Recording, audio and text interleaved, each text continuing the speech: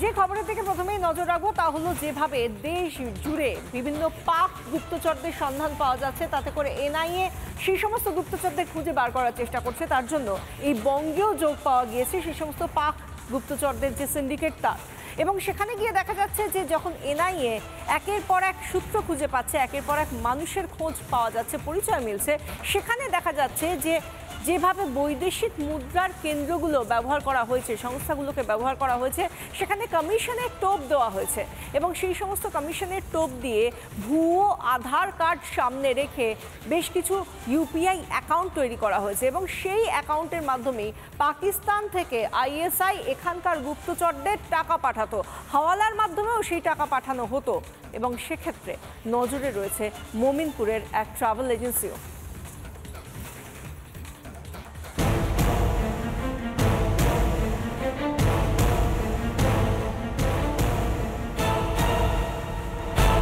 পেহেলগাঁও হামলার পরে একাধিক জায়গা থেকে পাক চর ধরা পড়ে। এরপরেই সারা দেশে এনআইএ মোট 15টি জায়গায় তল্লাশি করে। কলকাতায় মোমিনপুর, পার্ক স্ট্রিট, তপসিয়া সহ একাধিক জায়গায় তল্লাশি চালায়। সেই তদন্ত যত এগোচ্ছে ততই একের পর এক চাঞ্চল্যকর তথ্য সামনে আসছে।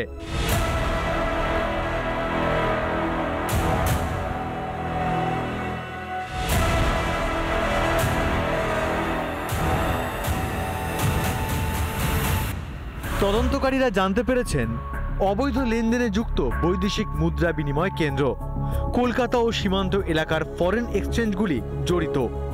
বৈদেশিক মুদ্রা বিনিময় কেন্দ্রগুলিকে কমিশনের টোপ দেওয়া হতো, কমিশনের টোপ দিয়ে পাঠানো হতো টাকা। পাক গুপ্তচরদের টাকা পাঠাতো আইএসআই। আধার কার্ড দিয়ে তৈরি করা ইউপিআই আইডির মাধ্যমে পৌঁছে যেত পাকিস্তানের চরদের কাছে। ইতিমধ্যেই প্রায় 50টি এমন অ্যাকাউন্ট চিহ্নিত করা হয়েছে ন্যাশনাল ইনভেস্টিগেশন এজেন্সির তরফ থেকে। তার পাশাপাশি যে তথ্য সামনে আসছে, বেশ কয়েক লক্ষ টাকার লেনদেন এইভাবেই পাকিস্তানের থেকে করা হয়েছে, এমনটাই তথ্য সামনে আসছে।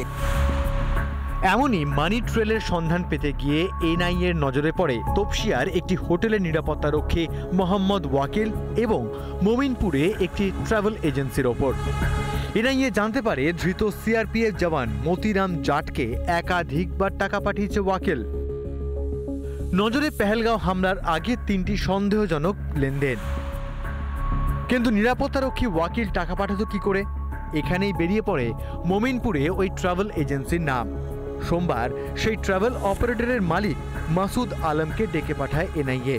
সেই মতিরাম জাটের কাছে টাকা পাঠিয়েছিল ওয়াকিল, কিন্তু কোথা থেকে টাকা পাঠিয়েছিল? একটি এজেন্সির মাধ্যমে, একটি ট্রাভেল এজেন্সির মাধ্যমে।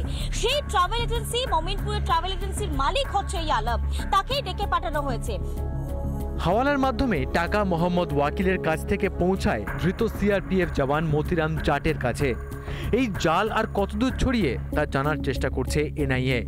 পার পাবে না ঘরের শত্রুরা। রিপাবলিক বাংলা। নানা ধরনের কন্টেন্ট দেখার জন্য লাইক করুন, শেয়ার করুন আমাদের ফেসবুক পেজ, সাবস্ক্রাইব করুন আমাদের ইউটিউব চ্যানেল। পাশাপাশি অন্যান্য ব্রেকিং নিউজের জন্য অবশ্যই চোখ রাখুন রিপাবলিক বাংলায়।